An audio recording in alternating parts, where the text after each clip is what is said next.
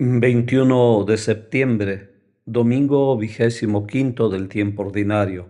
Evangelio según San Lucas, capítulo 16, versículos del 1 al 13. En aquel tiempo Jesús dijo a sus discípulos: Había una vez un hombre que tenía un administrador, el cual fue acusado ante él de haberle malgastado sus bienes.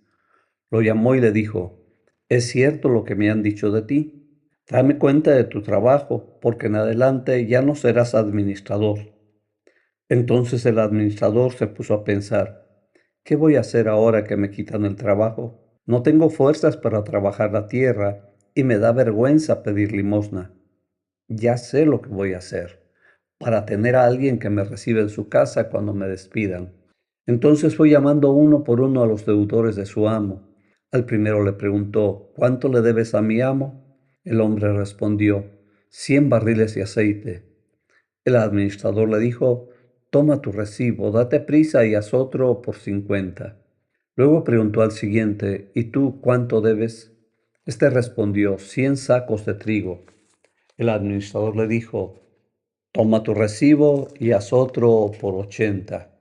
El amo tuvo que reconocer que su mal administrador había procedido con habilidad, pues los que pertenecen a este mundo son más hábiles en sus negocios que los que pertenecen a la luz. Y yo les digo, con el dinero tan lleno de injusticias, gánense amigos que cuando ustedes mueran los reciban en el cielo. El que es fiel en las cosas pequeñas, también es fiel en las grandes, y el que es infiel en las cosas pequeñas, también es infiel en las grandes. Si ustedes no son fieles administradores del dinero, tan lleno de injusticias, ¿quién les confiará los bienes verdaderos? Y si no han sido fieles en lo que no es de ustedes, ¿quién les confiará lo que sí es de ustedes? No hay criado que pueda servir a dos amos, pues odiará a uno y amará al otro, o se apegará al primero y despreciará al segundo. En resumen, no pueden ustedes servir a Dios y al dinero. Palabra del Señor. Hace apenas algunos días, en un discurso dirigido a la FAO, el Papa León XIV arremetió contra la corrupción de las autoridades que ha socavado los esfuerzos por combatir el hambre. Mientras los civiles enflaquecen por la miseria, las cúpulas políticas engordan con la corrupción y la impunidad, denunció. Lamentó que los recursos financieros y las tecnologías innovadoras se desvían del objetivo de erradicar la pobreza y el hambre en el mundo para ser utilizados en cambio en la producción y comercio de armas. Condenó enérgicamente el uso del hambre como instrumento de guerra y criticó el desvío de recursos destinados a combatir la pobreza y el hambre. En su pronunciamiento, el pontífice advirtió que la corrupción, los conflictos armados y el egoísmo político están agravando una de las tragedias más persistentes de la humanidad: la inseguridad alimentaria. La ambición por el dinero convierte al hombre en enemigo de la humanidad. ¿Por qué el dinero y la ambición de las riquezas pervierten el corazón del hombre? Para completar el cuadro, ahora tenemos este evangelio que podría desconcertarnos. ¿Cómo puede Jesús alabar a un administrador que ha engañado y robado? Ya me imagino la justificación de aquellos que son acusados del malversar los fondos públicos. La corrupción ha llegado a todos los partidos y a todas las sociedades. Nadie escapa. Está comprobado que uno de los peores enemigos del progreso de nuestros pueblos es la corrupción, el mal uso de los recursos públicos, incluso de los bienes destinados a los más pobres y desfavorecidos. Es alarmante el nivel de la corrupción en las economías, que involucra tanto al sector público como al sector privado, a lo que se suma una notable falta de transparencia y rendición de cuentas a la ciudadanía. En muchas ocasiones, la corrupción está vinculada al flagelo del narcotráfico o del narconegocio, y por otra parte viene destruyendo el tejido social y económico en regiones enteras. reconocían dolorosamente los obispos ya hace algunos años en Aparecida. Y todavía añadían más.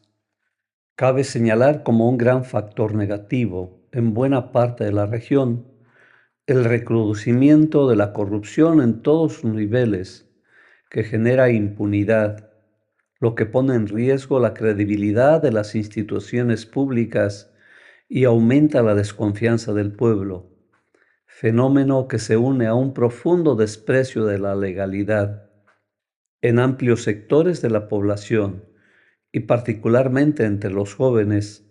Crece el desencanto por la política y particularmente por la democracia, pues las promesas de una vida mejor y más justa no se cumplieron. Tenemos pues que reconocer que esta apreciación también es cierta en nuestra patria. La corrupción lo invade todo, destruye todo y genera una actitud de desaliento, de impotencia y de pasividad ante tanta impunidad. ¿Es esto lo que Jesús propone como ejemplo? Todo lo contrario. Si leemos con atención y no solamente las palabras de este párrafo, sino todo el contexto, encontramos una durísima crítica al dinero que es llamado injusto, y la propuesta de Jesús es: con el dinero tan lleno de injusticias, gánense amigos que cuando ustedes mueran los reciban en el cielo. Ciertamente no alaba al administrador por sus trampas, sino por el ingenio y la astucia para hacerse amigos. Nosotros tendríamos que cuestionarnos sobre nuestro empeño en crear y favorecer la construcción del reino, frente al ingenio y la astucia de quienes entregan su vida a la construcción del dinero. Cristo hace una clara oposición entre estos dos reinos. Nosotros con frecuencia nos vemos tentados a unirlos y hasta confundirlos. Debemos tener una clara distinción no solo teórica, sino sobre todo en la práctica. No podemos servir a Dios y al dinero. Recalca Jesús hoy el peligro de endiosar las riquezas mal habidas, pero también nos hace ver que pueden ser redimidas siempre y cuando se usen con creatividad para hacer el bien a los pobres, como fue el caso del administrador que había malgastado los bienes de su amo. Alaba su astucia, no su corrupción interesada. El profeta Amós en la primera lectura es muy claro al exponernos el mensaje del Señor. Escuchen esto los que buscan al pobre solo para arruinarlo, los que disminuyen las medidas y aumentan los precios, los que obligan a los pobres a venderse. Estas palabras vienen a dar el verdadero sentido de la palabra de Jesús. El dinero solo puede ser bien utilizado a favor de los que menos tienen y de los más desprotegidos. Nunca puede valer más el dinero que la persona.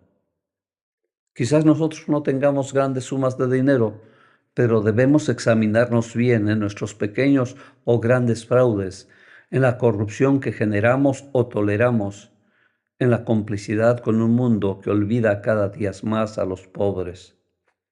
¿Qué lugar le damos a Dios? ¿Qué lugar le damos al dinero? El Señor te bendiga en nombre del Padre, y del Hijo, y del Espíritu Santo.